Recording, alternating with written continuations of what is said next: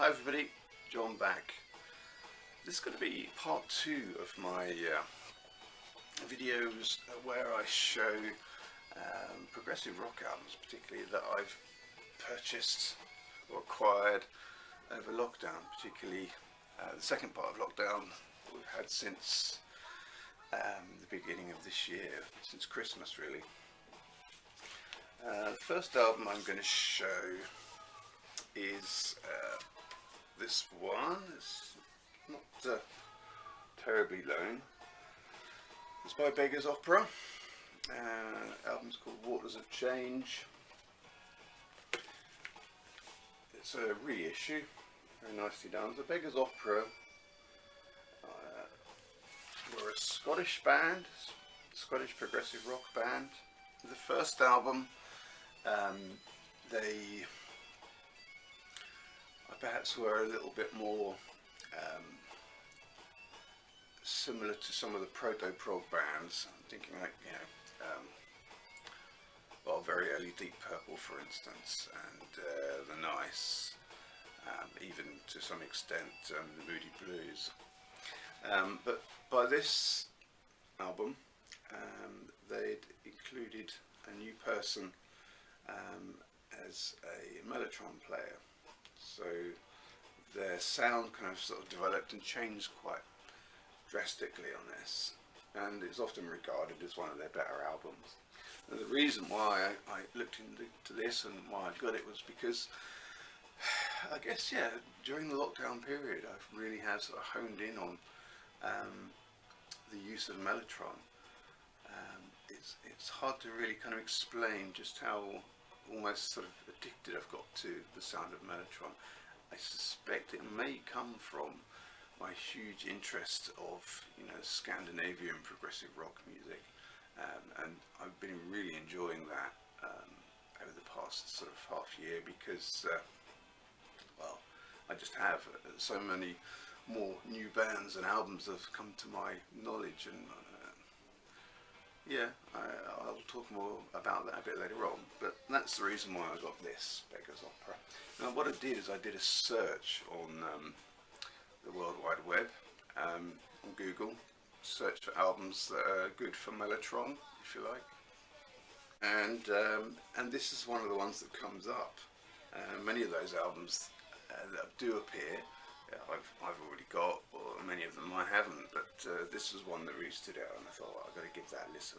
So Virginia Scott is the lady that they brought on board to bring with her sound of mellotron, because I think up until that time they were using more, Hammond organ, for instance, and she does a fantastic job. It really does make this record particularly unique.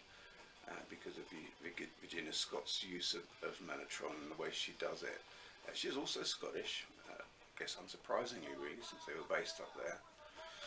And I can't find any more reference to her anywhere else. So whether she, went on to play with other bands or had her own solo music, I don't know. So yeah, beautiful record this. I recommend you check these out. I'll do a little needly drop of this, I think.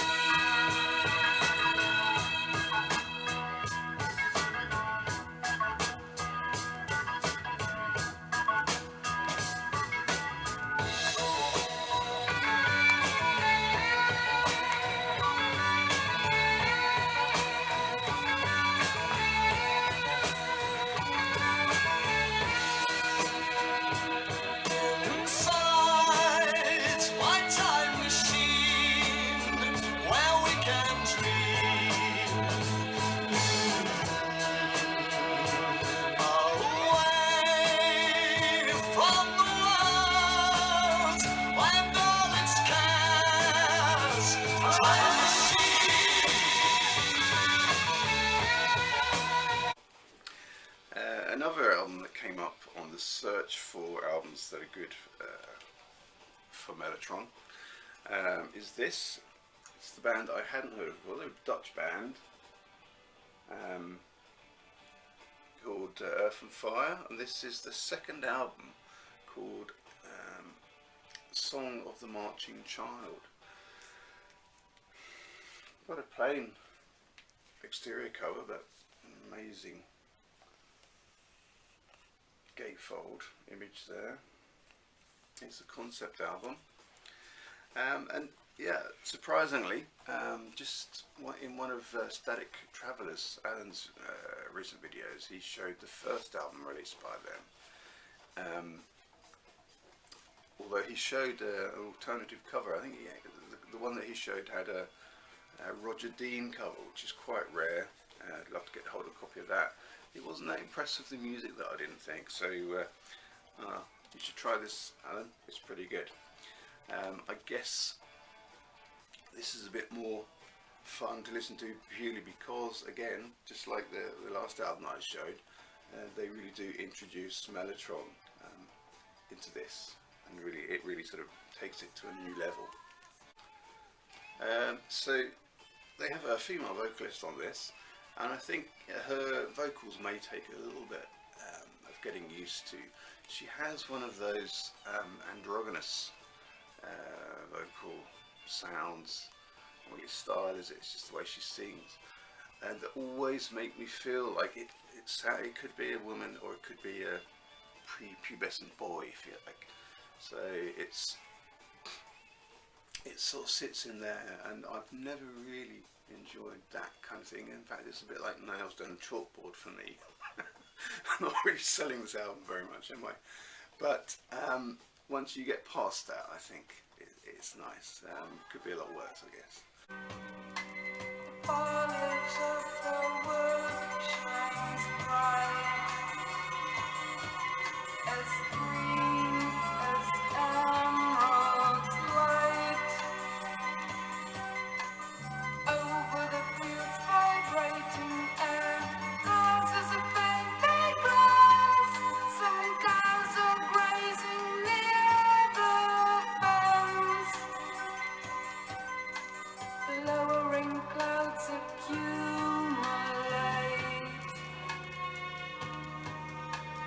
midgets dancing above the lake. The haymakers, they go away, hiding for a star. A flash of lightning struck.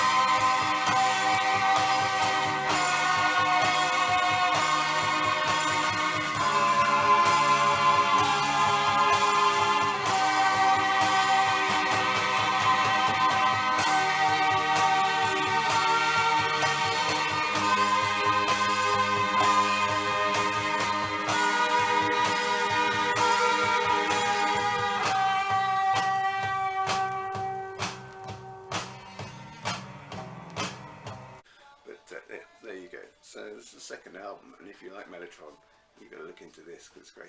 And yeah, here's an interesting fact. This album by Beggar's Opera, this album by Earth and Fire, and the next one I'm going to show will come out in 1971. I was looking through my collection trying to choose favourite records released in 1971 in my last video. I found a lot, but I skipped over these ones, and the next one's also from 1971. So my next record is Hawkwind, X in Search of Space. I know it's a bit controversial there. Should we call it In Search of Space or X in Search of Space? I'll call it what it says on the front. I was interested to see Pete from the West Coast show this in one of his most recent videos. He had a much newer copy, and it looked to me like it was a gatefold. This is original early copy with the gimmick sleeve. Lovely pictures of the band there. Pick up the record.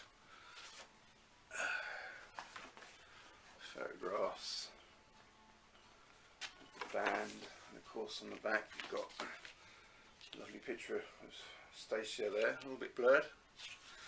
And Stacia was never really part of the band, I don't think, but she was certainly a dancer that followed Hawkwind for a while, sort of become a memorable part of their image. So this is just on United Artists Records. I had a copy of this before, and it's one that I'd had many years, and I never really seemed to play it. And because I never seemed to play it, I never really got that into Hawkwind. And the reason why I didn't play it really was because it had quite an annoying warp in it that particularly affected the first track, and it sort of put me off playing it. And one day I made perhaps a foolish or maybe a brave attempt at trying to take that warp out. I'd seen a video on YouTube about putting your records in a warm oven between blocks of stone. Anyway, long story short is I destroyed that copy. It was worse than what it was originally. It took the warp out, but yeah, the groove had basically sort of caved in on itself, and it sounded horrendous when I played it. So I don't think I've got it anymore. I think I've probably, yeah, maybe buried that in a grave somewhere. Yeah, it's surprising that I hadn't got further into these really before, because when I turned 19 and discovered Motorhead and Lemmy were my, saving grace in many situations for a very long time. And although Lemmy doesn't actually play on this album, I don't think, he was technically a member of the band, or starting to become a member of the band around about this time.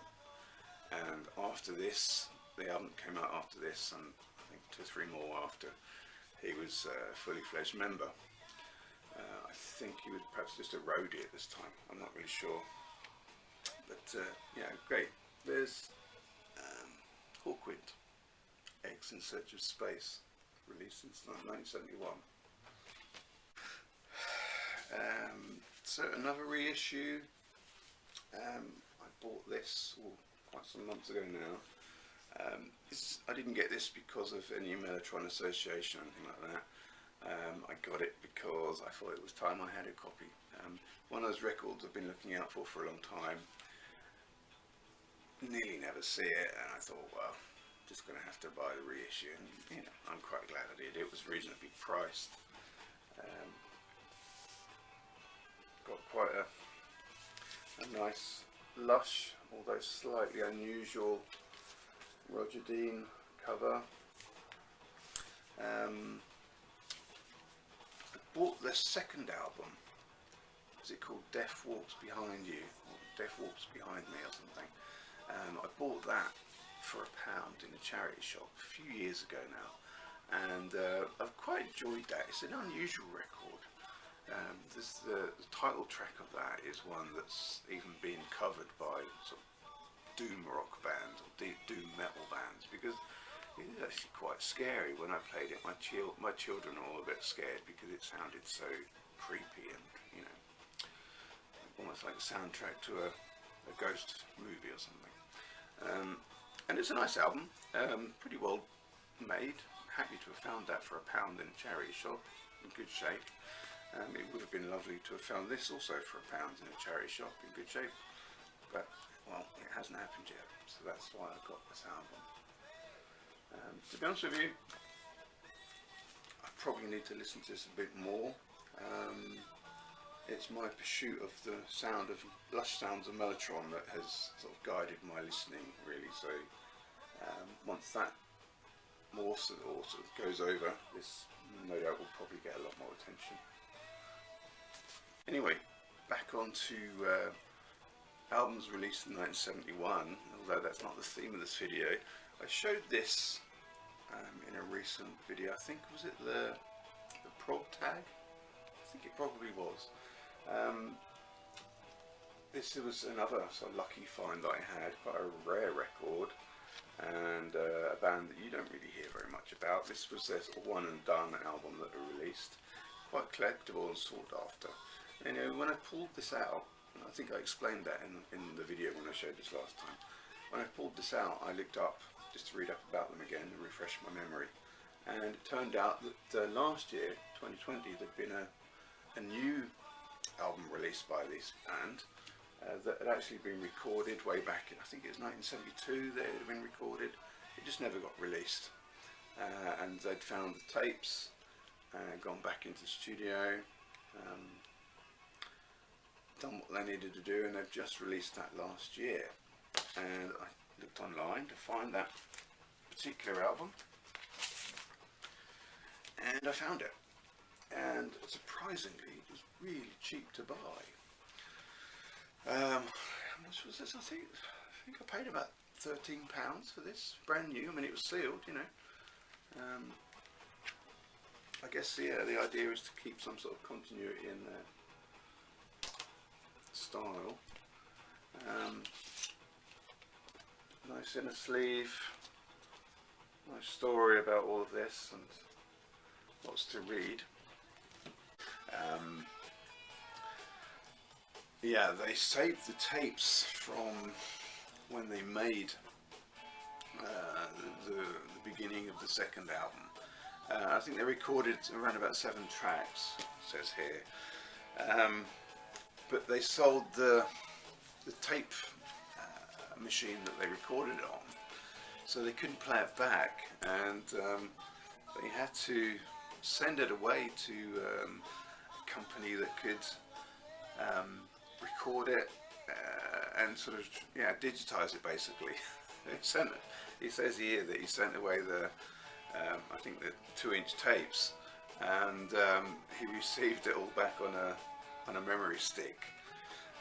But it was from there that they could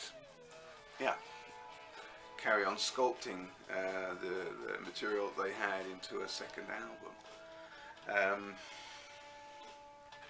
What more can I tell you? So 7 tracks doesn't quite make up a full album, but they supplement that with, I think, 1 or 2 sort of B-sides and singles that they released, and there's a live track, and then they do I think the very last track on the album, Westwood Blues 2, is sort of an acoustic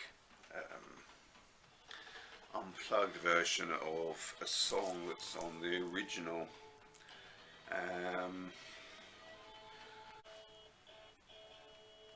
Anyway, so there you go.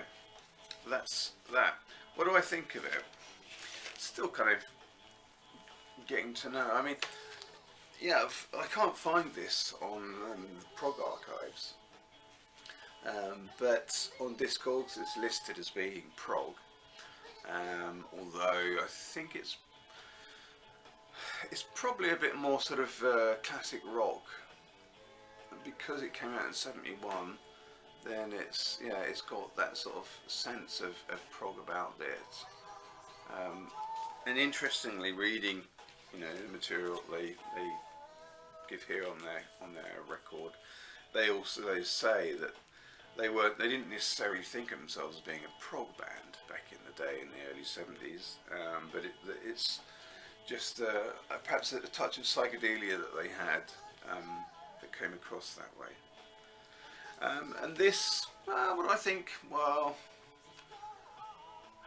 it was cheap as chips, and because I have this, I was quite happy to get it. I think I even advised somebody else, I think it was Pete on the West Coast, saying how cheap this was and readily available. I don't know if he got it or not, but would I get it if I knew what it was like? Yeah, probably, just for the prosperity, I suppose. Now here's an interesting album. This is Lone Star, Firing on All Six. I've spent a little bit of time looking into what other progressive rock bands come from Wales, and there are a few. I mean, they're quite obscure. Man is obviously like one of the big ones, and if you want to include Budgie on the progressive rock thing as well, then they're certainly huge as well. There aren't an awful lot of others that are as known about. Today, we have Magenta, for instance, and I think there are one or two others, not that I can bring any to mind right now.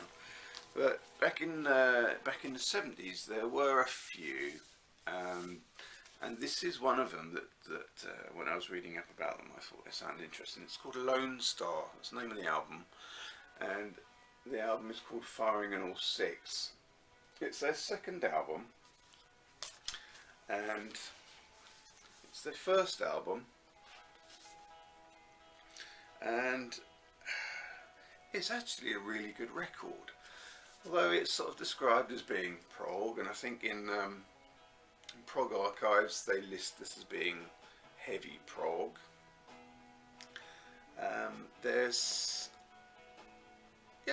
It's a great record, but there's sort of the elephant in the room in regards to this record, which I'll get to in a minute.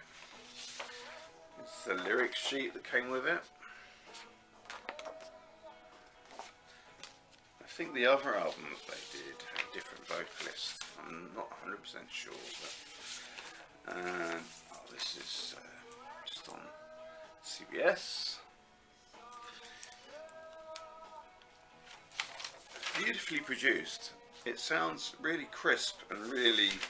There's a sort of an eagerness in the music. Some musicians and some bands, or some production, they really do get across this sort of assertive punchiness in the playing, and that really comes across here. But what I will say is the elephant in the room, and I haven't read this anywhere at all. It's just my own sort of evaluation of this, or the thing that really sticks out in my mind is whoever the vocalist is sounds like Robert Plant. Now, they're not trying to sound like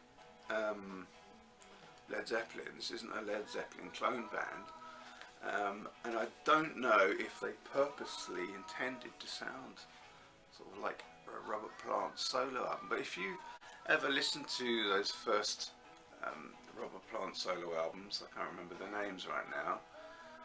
I've got I think 2 or 3 of them. This could fit easily in amongst them. Really does sound like an assertive Robert Plant album where he's sort of deliberately shrugging off his Zeppelin-esque style and sound and trying to find a new path, and he's surrounded himself with brilliant musicians, whoever they may be, like Phil Collins and so on, and this really sounds like that. I'll definitely do a needle drop of this.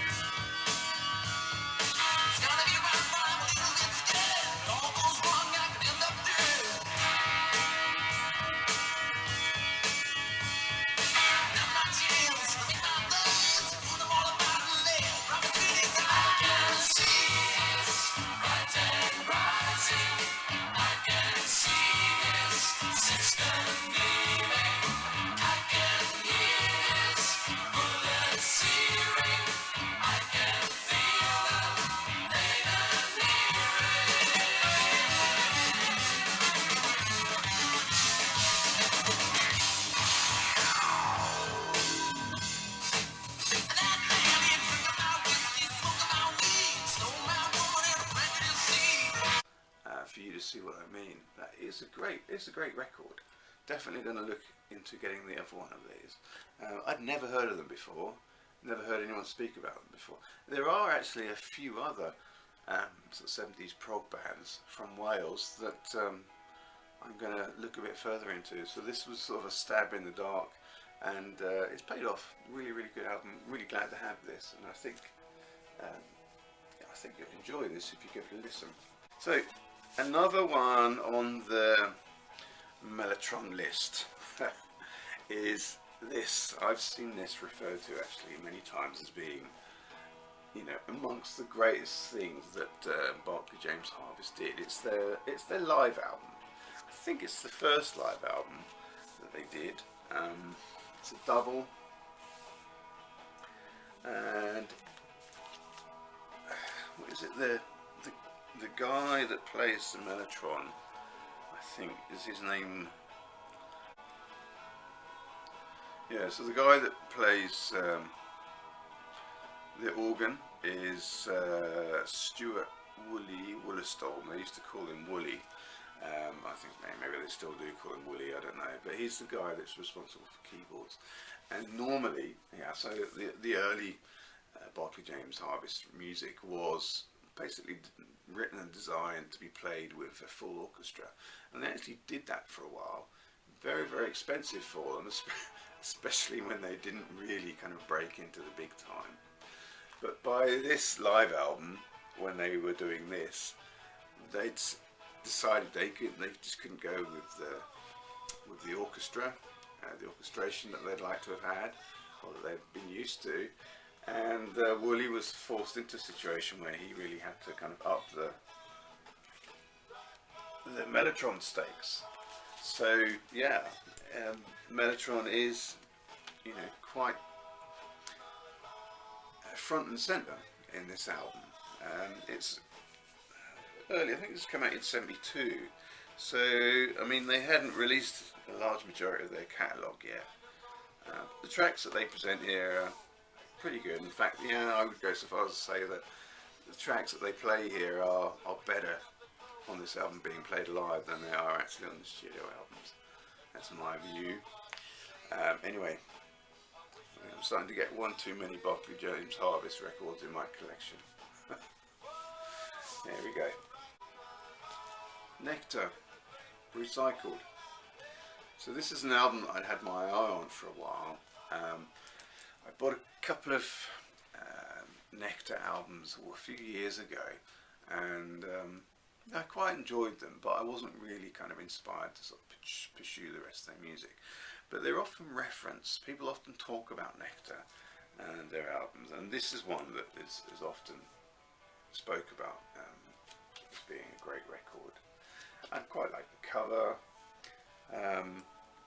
Yeah, sadly it's not a gatefold, but I picked this up off of Discogs relatively cheap, and it's pretty good. In fact, I will say that I enjoyed this more than the other Nectar albums that I've got. So the other two that I've got are called Tab in the Ocean and Remember the Future, I think it's called. I mean, they're not bad records by any means. It's just that they didn't really kind of stick that much with me. Whereas this seems to be a lot more accessible, I think, and it's, what's to say, it's got a kind of a heaviness to it, and an intensity that lacks some of the other records of theirs that I've got. It's again, I mean, the concept is well ahead of its time, obviously, you know, 1975, and they were talking about recycling and that sort of thing. So certainly a worthy album in that regard. I quite enjoyed this, I will say that, and if you haven't heard it, I recommend it. It's great mid-70s prog.